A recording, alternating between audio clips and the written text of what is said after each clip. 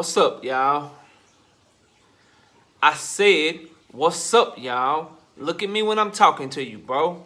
Nah, I'm just messing with you, man. This is Knockout Boxing 86 TV, and we in here. So check this out, bro. Before I get going on today's video, y'all know what to do. Be sure to hit that like button, subscribe to the channel if you're new here, and share the video, bro. If you come through and view my video, be sure to hit that like button. Put your seatbelt on when you hop in my car. And if you want to have me hop on a panel or collaborate with me, you can reach out to me on my email address at knockoutboxing86@yahoo.com. Again, my email address is knockoutboxing, the number 8, the number 6, at yahoo.com. And also, don't forget to comment down below. I love chopping it up with y'all and talking boxing with you, but I can't do that unless you leave a comment. So be sure to comment down below. But without further ado, let's get it popping and get into today's video, bro. And today, we're going to react to the fights last night, react to our predictions, go over the fights, and briefly talk about what's next for the winners, and get y'all on up out of here, man. So first of all, prediction this record this week, 5-0, bro. 5-0. I told y'all to watch the prediction videos and listen to your boy, because I know what I'm talking about. Our overall record now is 29 right and 4 wrong, bro. 29 right and 4 wrong, man. So listen to me, man. We went 5-0 this weekend. If you'd have put some money up, you'd have won something. If you listen to your boy, bro. I know the odds might not be right, because, you know, a lot of these guys are favorites, but shit, I know when the upset is coming too. I'm telling you, bro. Listen to me when I do my picks, and you make yourself some money. But let's talk about the DAZN card first. Then we'll move over to the Fox card. We picked 2 fights from the DAZN card. We picked the Dimitri Bivol versus Craig Richards fight, and we picked the Derek Chisora versus Joseph Parker fight. First, let's talk about the Dimitri Bivol fight. As expected, bro, he was very, very rusty since he hadn't fought in 2019, but he did enough to get the victory, man, by unanimous decision. Craig Richards, man, put on a good account of himself, a great performance. He waited a little long, in my opinion, but he fought good, man. He waited too long to really turn it up. I felt like he came out and gave Dimitri Bivol too much respect to start the fight, and I feel like he should have pressed him at the beginning, because that's when Bivol was his rustiest. You know what I mean? By the time Craig Richards finally started trying to press Bivol, Bivol was already kind of in the flow, and he ended up winning a unanimous decision victory. So credit to him. I think what's next for him, man, he needs to stay active and stay in the gym. His rustiness showed. Lack of activity really hurt him in this fight, and he needs to get back to fighting regularly, man. I don't want to see him taking another year off. He needs to hurry up, get another fight this year, man. Start negotiating the Bivol fight. If you can't get Bivol right now, he needs to hurry up, get a fight in the next 3 months, and then try to negotiate Bivol to unify the division. But overall, man, he came in, did what he was supposed to do, got the victory as we expected in his first fight since 2019. Now, the main event of that card, Derek Chisora, Joseph Parker. I got my prediction right, but let me tell you, man, we got to keep it real. I felt like watching that fight, Derek Chisora won that fight. I felt like he won that fight. I can see the case for Parker winning the back half of the fight, maybe rounds like 6 through 11, but then Chisora, I gave him rounds 1 through 5 with the knockdown in the first round. You feel what I'm saying? Plus, Chisora won round 12 in my opinion, bro. Just looking at the fight. I haven't went back and scored it, but when I'm watching these fights, I'm like, okay, he won that round. Okay, he won that round. And I'm keeping track of it in my head, and to me, bro, Chisora should have got the nod, bro. He should have got the nod, but the judges decided for Parker. One had it like Parker by 5 rounds, like 116 to 111. That judge, I don't know what the hell they were looking at. But overall, Parker did just enough in the back half of the fight. I felt like a better case could be made for him winning that fight if he had won round 12, but he didn't win round 12 in my opinion. And to me, Chisora was pressing forward. He dominated the first half of the fight, in my opinion. Maybe you can give Parker like round 2, I believe, when he started pumping his jab out and landed a couple of right hands. Maybe you give him that round, and that's a swing round. But 1 through 5, I wouldn't have any issue with people scoring it for Chisora, definitely, and then 6 through 11 for Parker, and then 12 for Chisora, with Chisora getting the victory. So I could see why fans of his feel like he was robbed, but nonetheless, Parker got the nod on the scorecards. That's what we got to go with. Very, very controversial decision, though. Very controversial decision. If that second judge who scored the fight 116 to 111, if he would have had it closer for Parker, I think people would be less upset. But the fact that he had it so wide for Parker is just, it's unacceptable, bro. It's not right. But nonetheless, Parker got the victory. We're moving on off of the zone card. Let's talk about the Fox card, man. We predicted 3 fights on this card. One of the fights was on the undercard, and then 2 of the fights that we predicted were on the pay-per-view. The first fight we predicted, Lara versus Cornflake, Thomas LaManna. I told y'all he just wasn't good enough, bro. He just wasn't good enough. He had been knocked out before. And Lara, bro, although he's 38 years old, he is one of the most skillful boxers in the world, bro. In the world. He has extremely good skills. This is a man that some feel like beat Canelo Alvarez, who is the face of boxing right now, and at minimum top 3 pound-for-pound fighter. If you don't have him at least 3, 2, or 1, then I question your boxing knowledge. You know what I mean? Unless you're one of those guys that keep people off for PED, and then at that point, you believe in what you believe in. But he's number 3 on my list for pound-for-pound fighters right now. So Lara was in there and had a highly competitive fight with somebody like that. So I just knew going in that Cornflake stood no chance, bro. Cornflake stood no chance. And he got hit with a punch that didn't even look like it landed on his chin, bro. Looked like it landed on his neck in the first round. Nonetheless, Lara knocked him out with it, bro. Round 1 knockout, just like we thought. He knocked his ass out, and he did, bro. So we got that one right. For Lara, he's at 160 now, Definitely, can be a player up there for as long as he doesn't, decline because of age. As long as he still has his skills and he still has his reflexes, man, he's definitely a problem up there, man. I wouldn't mind a Lara versus Charlo. I wouldn't mind Lara versus Triple G. Lara versus Andrade. Any combination of those 3, I'm here for it.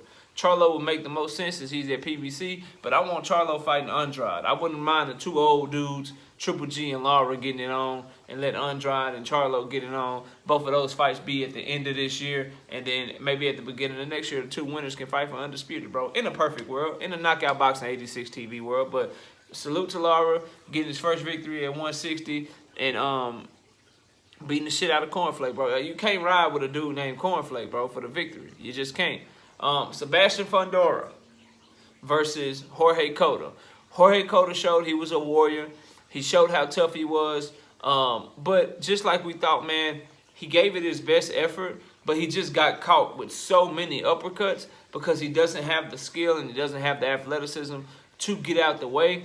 One thing about Sebastian Fundora, Jorge Cota hit him, and he hit his ass a lot, bro. He hit him a lot. So Fundora has things to work on. He has things to work on. I love that he can fight inside, but as he gets up in competition and starts fighting top fighters, man, he's going to have to learn to fight his height. He's going to have to learn to fight his height, because if Jorge Cota can get inside and land the shots that he land, knocking Fundora's head back, then it's going to be guys that can do that much more athletically and be able to get out of the way of some of those uppercuts too while doing it. His feet, at 6'6", 154 pounds, you don't expect him to be super athletic or super agile. But what I do want to see from him, he has to learn to mix it up, bro. He has to learn to fight to his height. That inside shit is only going to work so long. And he was the one seeking the inside fight, bro. So although I like the versatility of being able to fight inside for a tall guy, you also have to learn to fight to your height, because that's going to be an innate built-in advantage that he has in every single fight that he's going to fight at 154 pounds, 160 pounds, 168 pounds. However high up he goes, because he ain't damn sure ain't going to make it all the way up to heavyweight, there's nobody that's going to be taller than him.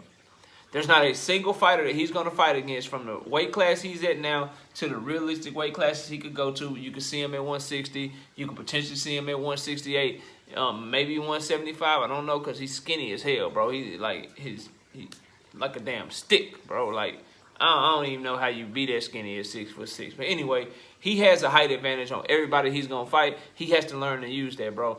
Because against the more explosive athletes, against people that have great foot movement, when you think of the 154-pound division, you think of Castano, you think of Charlo, you think of Lubin, you think of, what's the guy's name?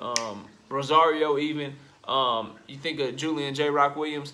Of those, I would give him the shot against the guys with the weaker chin, right? So against J. Rock Williams, against Rosario. I wouldn't give him a shot against Lubin, because I think Lubin hits too hard, And I think Lubin just got starched by Charlo in a way. It was a perfect punch. Charlo's the hardest hitter in the division, in my opinion. And he starched him, bro. But Lubin, I don't think Fundora would have a chance against. But if I had to pick who he could potentially have a chance against, it would be Julian Williams and Rosario, just because of chin, bro. But even those guys, man, if they hit him the way Jorge Cota hit him, I don't see him lasting through that. So he has to learn to stay out of distance, bro. He has to, or he gonna run into the wrong one at the wrong time, man. So want to see some improvements from him, but he got the victory, stopped Jorge Cota with uppercuts coming in, just like we thought he would here on this channel. And so he moves on to the next, man, 17-0 with 12 knockouts now. So salute to the young man for getting this victory, man. But he definitely has some room for improvement, man. Definitely does. For our final fight that we predicted, man, Andy Ruiz versus Chris Arreola. This was a damn good fight, bro. It was a good-ass scrap, man. It was a good fight. So Ruiz came out in the first round, man. Looked great. You know, his head movement was better. He actually was stalking Chris Arreola throughout the majority of the fight, which I liked because it showed that he can fight differently. He's usually a counterpuncher, unless you come in to him. His hand speed was on display.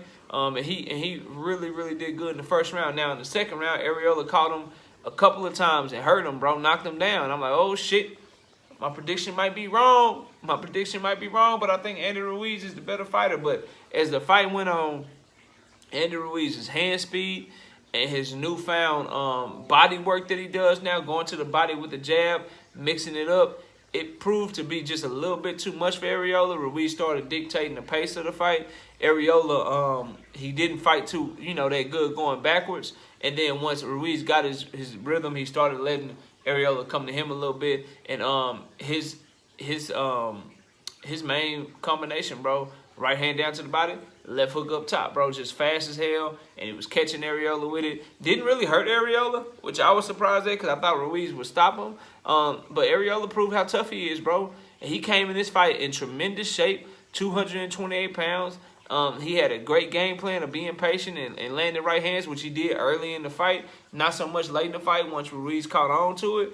But he was game, bro. He was a game opponent. He put up a good fight against Ruiz and made Ruiz work all the way to a unanimous decision. But I don't think there's any issue with the scoring in this fight, unlike the Chisora and Parker fight, man. Andy Ruiz, except for like maybe the first 3 rounds, really controlled the tempo of that fight. I'd say from about round 4 on, he was controlling the tempo of the fight, landing the better punches, landing more punches, and really taking it to Arreola, and just beating him on points, bro. So he showed very good improvement in his discipline and in being in shape. And I think that's his first fight with Reynoso. So I think he has the potential to be even better in his second fight as long as he stays disciplined. If you Andy Ruiz, you should maybe take a week off because you earned it, you worked hard. But then after that, man, continue to eat right, continue to do your road work, continue to stay in the gym, and then he can be in even better shape and be even more agile and be even better going into his next fight, bro. So that's what I look at for him, bro. That's what I want to see from him. I don't want to see him balloon up. All right, I don't want to see him getting bigger and not being in the gym. He's the type of guy, man, he needs to get back in the gym because natural talent, natural ability, he has all of that shit, man. And if he wants to compete at the top, if he wants to get back in there with Joshua, if he wants to get in there with somebody like Deontay Wilder, if he wants to get in there with the Tyson Furies of the world, if he wants to do that, man, he has to stay disciplined. He's 31 years old, I believe. For the rest of his career, he has to be a gym rat. This newfound discipline can't just be for one fight. It needs to be a complete lifestyle change. As long as he does that, he can compete at the top, man, and potentially become world champion again. So that's what I'm looking to see from him, man. Overall, great weekend of fights, great night of fights. Your boy is happy. I'm 5-0 this week, 29-4 prediction record on this channel. When I drop these fight predictions, y'all be sure to pay attention, man, because your boy know what he's talking about and what he's looking at in that ring, man. I appreciate everybody watching. Y'all enjoy the rest of your day. Hit the like button on your way out. Subscribe to the channel. Share the video. You know what I'm saying? Put your seatbelt on when you hop in my car. And if you want to have me hop on a panel, knockoutboxing86@yahoo.com is the email. Everybody enjoy the rest of your day. And with that, we out here.